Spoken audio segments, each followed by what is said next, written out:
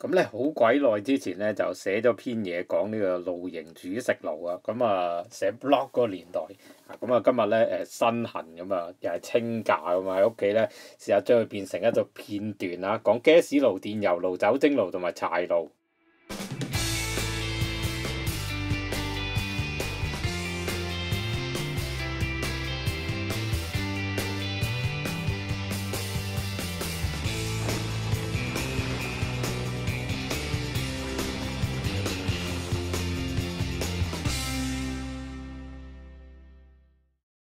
好啦，咁大家見到咁大堆頭咧，都知道係吹水嘅時間啦。咁啊，吹水咧就最好咧就係去廁所嘅時候咧，又或者打緊機嘅時候聽啊。咁啊，當電台節目咁啊啱噶啦。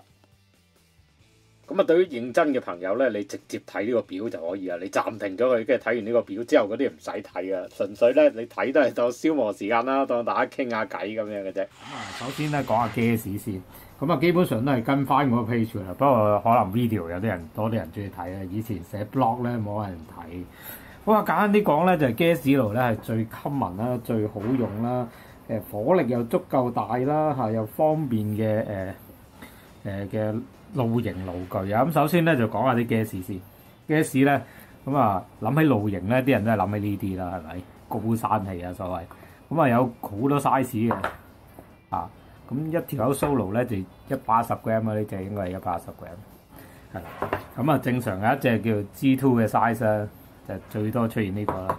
咁啊仲有一碌咧係好鬼大嘅，咁啊成家人去打邊爐啊，或者好多人咧就啱晒啦。嗱咁但係咧不過陣先講，唔好打低住啦。好啦，另一種咧就係 common 啲，大家會見到咧就係邊爐器咁樣。邊爐器咧就係易買啦，同埋平啦咁樣，係啦。咁兩樣咧，其實喺香港都可以通用嘅。香港都唔使點樣咩高唔高山氣啊，因為你上去最高嘅山咧都影響唔係太大嘅。除咗最凍嗰幾日咧，可能氣化方面有少少論盡咁樣。好啦，咁啊講完啲 gas 咧，咁啊講下個爐咯喎。係啦，爐咧咁就一般露營爐具咁都係咁嘅樣啦，係咪？咁啊接得埋細細地。咁我呢個 titanium 嘅，咁啊貪佢輕嘅啫，冇嘢。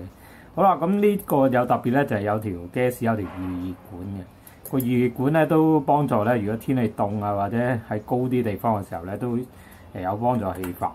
嗱咁 gas 爐頭咧就分呢個就係高山氣啦。咁如果高山氣咁點用邊爐氣咧？就可以用呢啲 adapter 啦。咁呢 adapter 都分幾種嘅。譬如呢種咧最簡單嘅啦。呢個好少少咧就有個坐地腳架嘅。點解話好少少咧？上實俾大家就知啦。咁我哋上落去望下啦。好啦，咁一上完之後咧，你就發覺坐地呢度有兩隻腳仔啊嘛。一擺落去咧，佢自動呢個向上呢個位咧，啲邊爐器咧有個位啊，話使用時缺口要喺向上嘅。原因佢裏邊咧有個 L 型咁嘅 adapter，咁啊幫助個氣化嘅。如果佢唔係向上咧，有機會啲液態嘅。即係液化咗嘅 gas 咧，直接湧出嚟咧就會搶火。咁呢一種有腳仔嘅 adapter 嘅好處咧，就係你一上來咧放低咧，呢條一定係向上嘅，咁就即係免卻咗有啲傻仔問題啦咁樣。係啦，咁所以咧我推薦呢啲有腳嘅，就算簡單得嚟。咁簡單啲講就係扭翻落去正常高山氣爐啦，係咪？咁就可以用啦咁樣。好啦，咁如果高山氣就好簡單啦，就係即係直接上來啦。咁呢個唔多講。好啦，另一種 adapter 咧就係有腳嘅喎，係啦，都係有腳嚇。咁呢一種咧就通常咧就又係擰個邊爐氣落去啦。咁呢個唔擰啦，因為呢個一擰咧啲氣會噴出嚟嘅，應該就唔同頭先嗰咧有得煞掣嘅。呢個比較驚。咁啊入好之後一擰，咁呢個咧有機會咧。佢唔係呢個位向上嘅，擰完之後，咁所以你一定要自己好小心，因為佢個接口位咧係比較彈性，容易啲上。好啦，咁呢種 adapter 有咩用咧？就係用一啲傳統嘅露營爐具其實都唔知係咪傳統啊。總之咧一個比較細啲，就係貨你咧直接擰落去高山氣，得唔得？呢種咧佢本身冇腳嘅，佢係用埋個嗰個 gas 咧。係啦，用埋個 gas 咧嚟到成為佢嗰個隻腳嘅一部分。咁你咧就擺啲嘢上去煲啦，咪冇理由擺酒精爐上去煲嘅，即係總之擺個煲上去煲啦咁樣係啦。咁開火咁就用埋一齊啦。咁如果你要用邊爐器咁啊點咧？咁如果你用頭先個好 funny 嘅腳架咧，用呢粒咧，咦你發覺都上到落去喎，係咪？嗱都上到落去，但係就出事啦。個 gas 爐咁高咁樣啊，成碌棍咁樣，成碌杉咁樣啊，就算你話咁樣用冇問題啊，佢都重心高得滯啦。啊咁所以咧就有另一種嘅 adapter 啦，就係我頭先講呢一種啦，90度轉身矮仔咁樣係啦。咁你拎咗落去咧。咁就可以夾翻邊爐器用，咁啊我扭實啦，即係咁樣，係啦。OK， 好啦，gas 爐嘅好處咧就係火力都夠啦，方便啦，易用啦，唔使學啦，因為屋企都係用 gas 爐或者用電磁爐，我諗都點都用過 gas 爐嘅，係啦。咁但係咧個好處咧就係靜啦，火力夠啦嚇，嗰個調校火個 range 比較大啦。咁但係個唔好處咧就係嗱，你每次都用一罐。或者用大半罐啦，咁你用完之後呢個罐點啊？有冇得倒翻啲燃料又係冇啊？咁又好麻煩嘅，咁所以咧一嚟唔環保啦，二嚟咧你去多幾次咧，你就會有好多半罐啦、1/3罐啦、大半罐啦咁樣，咁你咧就變咗次次，如果你係環保人士覺得要用晒佢咧，但其實用晒唔係好環保，不過用晒佢咧，你都會有一罐咧係用咗嘅。跟住你又驚唔夠啦，又打一罐新嘅，咁啊出事啦。OK， 嗱呢啲都係一樣。另外 gas 爐咧就係你一個 gas 咧，你只可以提供俾一個爐用嘅啫嘛，就唔可以話我打一罐 gas 帶兩個爐頭，可唔可以一齊開火啊？係唔得嘅，你都要帶兩個爐頭嘅。嗱咁呢方面咧講多少少，即係酒精爐就得啦。你打一支酒精咧，你幾個爐頭都可以一齊用啊嘛，係咪？咁所以即係 gas 爐就係咁啊！嗱咁但係咧要解決頭先嘅問題都唔係冇嘅，就有啲暗黑嘅神器。嗱呢粒嘢，哇細細粒係咩嚟㗎？呢個好邪惡㗎，所以唔教啦。簡單啲講咧，就係將啲邊爐器就塞落去個高山器入邊。嗱但係咧，其實啲高山器上面都寫明嘅嚴禁二次灌裝燃氣啊 ，refueling the gas strictly forbidden 咁樣啊，唔好用啊！咁啊，除非你好知道自己發生咩事啦。好啦，最後講多一樣，就係邊爐器咧，好多人去到郊外咧，第一件事咁開咗啦，咁啊有一個膠塞嘅喎，有啲友仔咧就哇好醒，即刻掉咗佢，咁啊瀨嘢啦，掉咗佢有咩事咧？就係你譬如你用剩2/3喎，有一罐咁啊抌咗佢好嘥啦，又危險啦，又唔環保啦。咁其實咧你要冚翻個蓋你先會帶走。點解咁講咧？就係如果你唔冚翻埋佢，你擠落去個袋度，一壓到呢個頭咧。啲 gas 就噴出嚟㗎啦，所以你塞個背囊咧，我哋走就通常都亂咁捅㗎嘛，咁你捅得亂捅嘅時候咧，咁你有機會壓到佢咁啊漏氣嘅，突然間腦爆都唔出奇。咁所以咧記得揭翻個蓋，冚住佢，咁先走。好啦，講完 gas 爐咧，就講另一種。頭先話 gas 爐最麻煩係咩話？就係啲 gas 咧。就每次咧都要掉一個樽又每次咧都會產生半罐或者細半罐或者大半罐咧，咁咧要帶2個出街，係啦。咁另外火力咧，其實 gas 爐都好舊嘅，咁有冇啲勁啲嘅咧？咁啊答案咧就係電油爐啦。電油爐呢度有一個電油爐咧嗰個預熱管咧就 default 一定要有嘅，係啦，因為佢要將啲電油咧氣化，跟住咧加熱咁樣先燒得到嘅。咁呢個電油爐咧，其實我都冇用好耐㗎啦。電油爐咧，主要係嗰陣環保 L 咁就覺得要唔好次次掉一個罐啦。係啦，電油爐咧就燒白電油，白電油咧就可以喺5金鋪買。白電油咧其實就最平嘅。咁記得咧買白電油嘅時候咧，咁啊盡量都買晒成罐喎，就唔好買啲攞啤酒樽裝嗰啲因為散裝咧其實有機會污糟。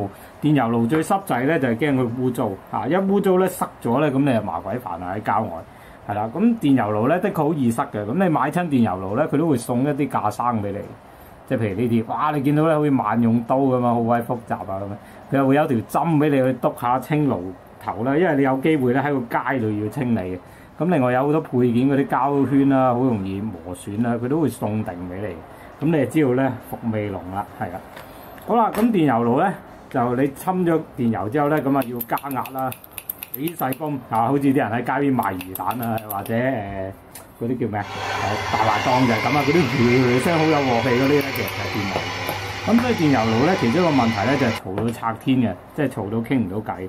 嗰個電油爐咧就有啲咧就所謂要唔要預熱啦，但係其實佢話唔使預熱都係要噶啦。就係首先咧，你擠少電油先嗱，你泵完開少掣咁樣，逼少電油咧，跟住你就點火，等佢咧黃黃地色嘅電油咧就燒個預熱管啊，一路整興個爐啊。咁跟住咧到佢預熱完咧，佢會突然間變做藍色火嘅，就係嗰個氣化成功咗啦。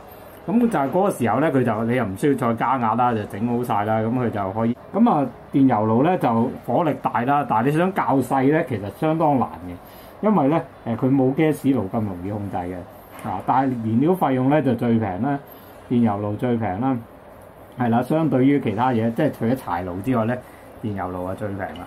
嗱，電油爐咧就要用啲鋁樽去裝啦，你打開咧裏邊有啲白電油，咁白電油咧都係相當好燒，不過你就咁燒咧就係黃色火有黑煙嘅，咁啊加熱之後咧就冇呢個問題㗎啦，係啦，咁呢個係電油爐，電油爐咧其實好鬼蒲嘅，如果佢唔塞啦，如果佢唔係咁嘈咧，其實電油爐係最 perfect 嘅燃料嚟嘅，咁但係咧就係太煩啦，所以我都好耐冇用過。好啦，喺講第三種爐之前咧，要補充翻電油爐一啲不良經歷。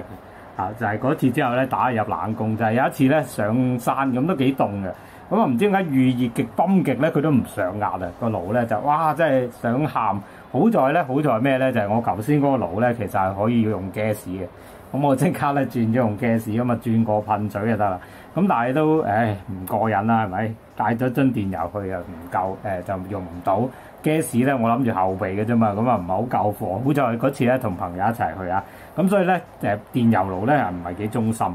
好啦，咁啊最後講一個最忠心最可靠嘅爐gas 爐都有機會壞嘅，因為你有啲開關掣啊，有啲電子打火都講下電子打火咧其實係好伏嘅，千祈唔好信佢，一定要帶火機啊，唔帶火機咧就死梗咁樣。好啦，咁所以咧就講第三樣啦，就係酒精爐。酒精爐咧就近排好紅啊！咁聽講咧就係阿 Billy 哥咧介紹完之後咧 Trendy 就賣斷市添啊！咁咧其實就係酒精爐咧個好處咧就係咩咧？就係佢冇嘢可以壞嘅。簡單啲講就係一個銅嘅兜或者一個鈦嘅兜，連開關掣都冇嘅。咁所以咧冇嘢可以壞嘅，咁啊好鬼襟啦咁樣。咁另外咧酒精爐嘅燃料咧都平過 gas 嘅。係啦，咁啊去五金鋪咧買士力水就得㗎啦，係啦，咁士力水玩咩裝咧？咁啊唔使下都夠幾水啊個樽，我唔記得幾多錢啦，千祈唔好記住幾多錢啦，記住就唔開心。咁另外咧就可以用你平時消毒火酒嗰啲樽都得嘅，係啦，甚至藥水樽啊都冇所謂。咁頭先電油咧就唔得嘅，你用膠樽就死嘅。相反咧酒精你唔可以擺落去嗰啲鋁嗰啲樽喎，即係頭先電油爐嗰啲喎，會腐蝕㗎喎所以都格食價。好啦，酒精爐嘅原理係咩咧？當然其實佢係燒酒精，但唔係直接燒酒精嘅。你見到有啲窿仔啦其實咧佢啲酒精擠咗落去之後咧，你一路燒咧，咁個爐體咧一路會熱啦。熱嘅時候咧，啲酒精會氣化，就喺呢啲窿度逼出嚟啦。咁好多時候咧燒酒精咧，你一點着嗰下咧就唔係咁大火，咁但係燒下咧突然間噥一聲嗰下咧，之後咧就好大火啦。咁呢個咧就係酒精爐。咁咧論火力咧，電油爐最大啦，gas 爐中間啦，酒精爐咧係最慢嘅。但係酒精爐同時咧亦都係最靜嘅。最大火嘅電油爐咧就係嗰啲大排檔嗰啲嗰啲就係電油爐啦。咁電油爐最大火力亦都最嘈嘅。酒精爐咧就最細火力，但係咧基本上係完全冇聲嘅。好啦，酒精爐有一個唔好處咧，就係比較難校火力嘅。咁如果有睇下 Billy 哥你都知啦。就有一個火力蓋啊嘛，你見我咧話咁鬼乾淨嘅火力蓋，個爐咁污糟因為我好少酒精爐校火力，因為我用電油或者用 gas 咧慣咗，覺得酒精你已經咁細啦，你使唔使再校細啲啊？咁酒精爐校大細咧就係靠個蓋啦，你冚住佢多啲咁咪即係細火啲咯咁樣，係啦。咁酒精爐嘅好處就係冇嘢可以爛啦。另外就係靜啦，燃料平啦，咁就另外一個好處就係佢啲酒精咧，你見到咧就係放落個兜兜度啊嘛，咁啊燒晒就會停啦。咁呢個 feature 咧煲飯嘅時候一流嘅。譬如你煲飯咧，你煲得幾次咧，你就知大約要幾多燃料。咁你倒啲燃料落去，咁煮完之後咧就自動熄火。記唔記得有一次佢喺個即係有講 Billy 啊，佢有一次咧喺個荒島嗰度咪煮燶飯嘅，因為佢用 gas 爐啊，唔識自己停啊，佢係用慣酒精啊嘛。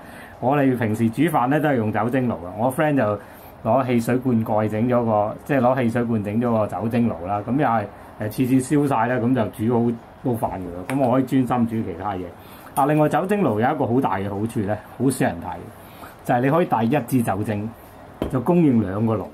你知唔知冬天咧兩個爐一齊煮嘢咧係非常之美滿。如果唔係你煮完一樣咧，第二樣凍咗；煮完第二樣咧，有咩凍咗？咁如果你 gas 咧，你係麻鬼煩。你 gas 咧，你要帶兩罐 gas， 係啦，可能帶兩罐細啦，咁你先可以開兩個爐啊嘛。但係酒精爐唔係一支咧就得啦，可以同時進行啊。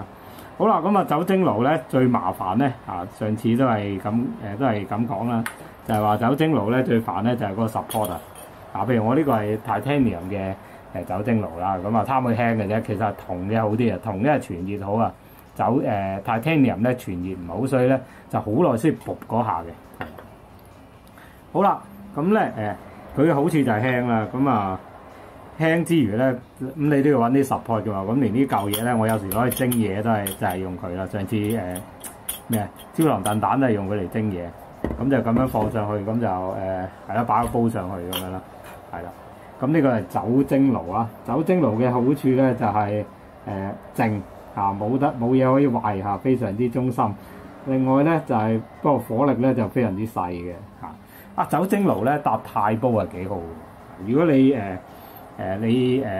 上次話煲飯咧，如果用鈦煲咧，咪好容易煲燶嘅。但係用酒精爐咧又幫翻啲手喎。點解咁講咧？因為酒精爐火力慢佢導熱快，但係火力慢咁所以咧都唔會整燶啲嘢咁就幾好用酒精爐。不過呢期咧，我又唔係好夠薑成間酒精買翻屋企，因為驚翻屋企途中咧俾人鬥噶嘛，即係啦，大家都明啦。咁我呢期咧都係用翻gas 算啦，用 gas 就易解話啲啊。你揸住哇成箱電油，你話你係做裝修師傅攞士力水嚟開嘢都解唔到啊。咁所以咧就係啦，我熬底啦。好啦，最後講埋呢個柴爐啊！柴爐咧就其實冇嘅，你喺營地嗰啲燒烤場咧，你用柴燒烤場爐都係柴爐嚟嘅。咁呢個特別有柴爐咧，就係你唔想固定某個位置啦。柴爐咧就分一種啦，呢種係最簡單嘅就咁接埋幾塊。呢個你一睇就知道我冇燒過柴啦。點解咧？因為我呢個當係酒精爐嘅風檔嚟嘅啫。將個酒精爐攤落去。哇 perfect 咁樣係啦，咁就風檔兼埋爐架啦，係咪？咁我冇用嚟燒柴嘅，係啦。咁點解下邊有一個蓋咧？就係燒柴咧，記得墊住個地啊！如果唔係，你係等於燒地嘅，因為啲熱咗嘅灰燼跌落去咧就出事。好啦，柴咧相對嚟講咧，梗係火力唔係好大啦，但係咧就燃料費咧基本上係零嘅。咁但係咧受天氣影響啊，落雨啊冇得燒啊。咁柴爐咧就一嚟麻煩，但係咧麻煩得嚟咧，亦都係佢嘅樂趣啊！就係即係你 babysit the fire 咧係好開心。好啦，咁呢種咁簡單嘅，咁點解有種咁複雜嘅咧？咁樣係啦，咁呢種咧就叫 wood gas stove，就係所謂柴氣爐啊，或者有啲人話木煤爐啊、木煤氣爐啊咁咧就呢種有咩特別咧？特別之處咧就在於中間呢格唔知睇唔睇到？應該睇到啊！你見到咧，佢原來兩層嘅喎，呢度有啲窿窿嘅，咁中間嗰層通嘅。好啊，呢種爐咧，其實好多人都玩錯啊，就當咗係呢種爐咁玩，當咗呢種爐咁玩。咁點樣玩錯咧？柴爐都會玩錯，唔係掉啲柴落去燒咗咩嚇？呢種柴爐咧，就好似你平時燒烤場嗰啲咁啊，擺晒柴啊，咁咪就咁燒咯。咁下邊通底咁啊，疏氣啫，冇特別設計嘅。咁但係呢個咧就係針對咗柴爐一啲即係特別嘅問題嘅。我睇下我自己嗰篇文有冇寫添，上次都好似冇寫啊。係啊，冇寫英文，不過是但啦，喺依家口講得嘅。呢一種點玩法咧，就係狂塞啲柴落去嘅，塞到佢滿鬼晒。係啦，嗱呢種你唔可以一次過塞滿㗎嘛，呢種咧就塞滿佢，咁啊做咩咧？呢種柴爐咧原來係上邊燒落去下邊嘅，由頂燒落底嘅，咁啊唔係咁多人 mention 嘅，其實你睇翻外國網站就個個都咁講啊，由頂燒落底，咁點解咧？嗱，見到我摸下個柴爐咧，隻手指黑晒㗎嘛，點解黑晒啊？因為咧燒柴咧係會燒黑煲嘅，咁點解會燒黑煲咧？就係 incomplete combustion。即係嗰個唔完整咁樣燒啊，咁所以就出黑煙啦。咁點樣可以令到佢更加燃燒得晒咧？其實燒柴咧就一個好複雜嘅 process 啊。咁啊點咧？就係你燒着咗個柴啦，但係個柴咧就熱嘅時候咧就會興熱咗條柴另一個部分咧，就令到嗰啲汁啊嗰啲水咧一路逼出嚟啊。咁其實嗰啲嘢都燒得嘅，咁但係溫度未夠高，所以燒唔到。係啦，咁呢種兩層嘅爐咧就係咩意思咧？就好似頭先個酒精爐咁上下原理嘅，就係你燒到個溫度夠嘅時候咧，你逼嗰啲汁出嚟啊，嗰啲其他難燒嘅嘢逼出嚟嘅時候咧，佢就喺呢啲窿仔度噴翻出嚟，咁就二次燃燒啊，得唔得啊？咁咧嗱燒得靚咧，其實我應該有啲相嘅可能剪片嗰陣會加翻落去啦。就你見到咧，如果你呢個爐咧真係 fully 運作嘅時候咧，佢會喺呢啲窿仔度咧，好似煤氣爐咁樣㗎，所以佢叫柴氣爐啦，就噴啲火苗出嚟。咁當去到嗰個狀態咧，其實就燒得相當乾淨啦，就少好多黑煙啦。嗱，其實個煲都會黑嘅，咁但係咧就冇咁黑啦咁樣。咁個溫度咧亦都會提高嘅。咁你記得咧就塞滿晒佢叫做 top load 唔知乜嘢單咁樣嘅，佢有個 term 我唔記得咗。總之簡單啲講就係由上面燒落下邊啦。好啦，咁所以咧呢種柴氣爐咧或者木煤氣爐咧，其實就係咁啦，就係幫助咧佢利用嗰個熱空氣上升谷翻嗰啲即係好難燒嗰啲嘢上去咧，就變咗做二次燃燒。燒柴有個好處啦，就係你即係可以幾多火頭都得啦，另外唔使帶燃料啦，咁啊冇晒其他問題。好啊，另外講下燒柴咧因為好大煙嘛，啲人就覺得唔環保，其實錯嘅。嗰啲煙係咩嚟嘅咧？其實植物當佢生長嘅時候咧，就吸咗啲養分啦，空氣嘅二氧化碳咧變成咗個木本身啊嘛，變咗棵樹本身啊嘛。咁當你燒翻出嚟咧，其實即係還原翻啫。咁啊，其實燒柴咧係可再生能源嚟嘅，反而你嗰啲化石燃料咧 gas 啦，或者甚至酒精就唔係啦，酒精應該係提煉出嚟啦。依家可能攞啲甘蔗啊等等，或者粟米啊提煉出嚟，咁啊嗰啲都係可再生能源。但係譬如gas 咧就肯定唔係啊，因為佢係化石燃料嚟嘅。化石燃料反而係唔環保嘅，因為你燒完之後咧，佢係唔可再，即係佢唔係 renewable 嘅，反而燒柴咧係 renewable 嘅。咁啊，大家要對燒柴咧有另一個觀感。當然燒柴咧你就唔好影響到人啦，唔好煙到自己啦，因為去露營咧就冇得洗頭嘅。如果你煙到一陣味咧，入到去營度瞓覺咧，你都聞到隻好似成日都有咁柴味咁嘅，係啦。咁就除咗呢兩種咧，咁啊有一嚿好鬼大嚿咁啊，依家 show 唔到出嚟，就係一個焚火台咁我應該有啲 video 嘅，咁就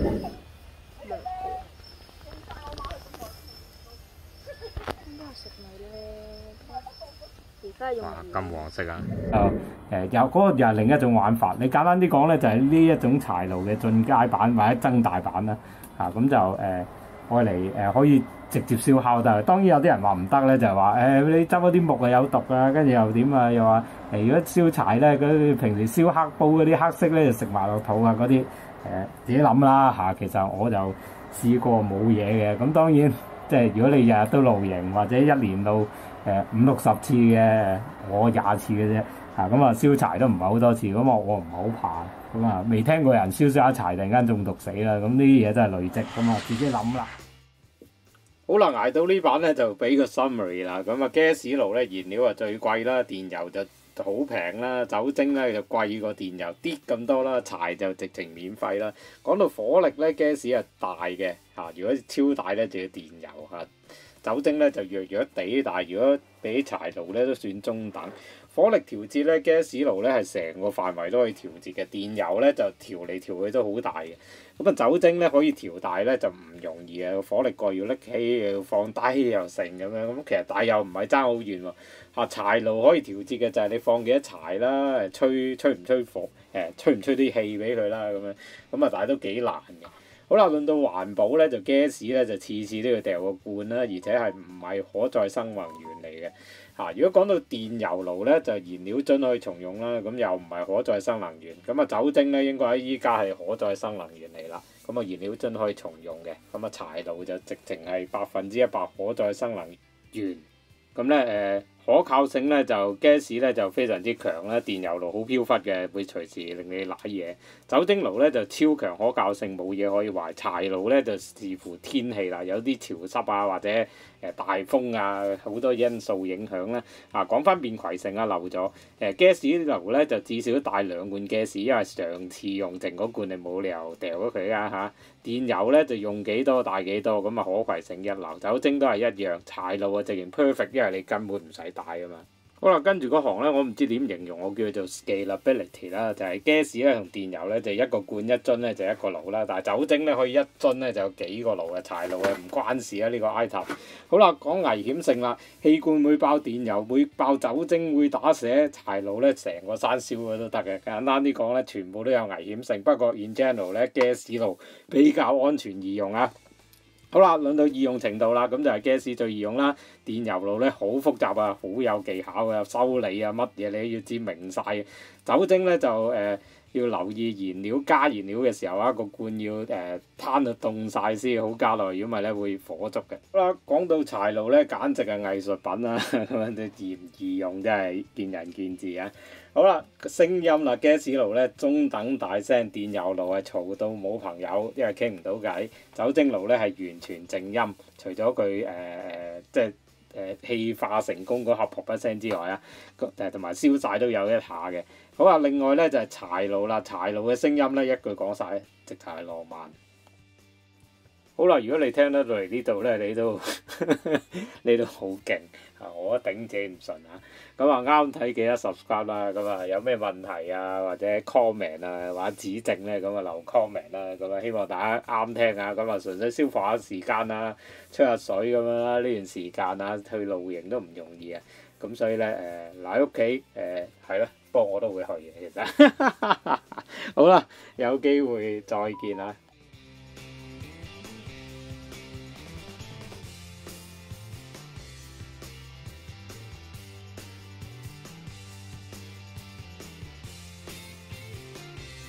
咁就暫時講住咁多先，咁啊啱睇咧就記得 subscribe。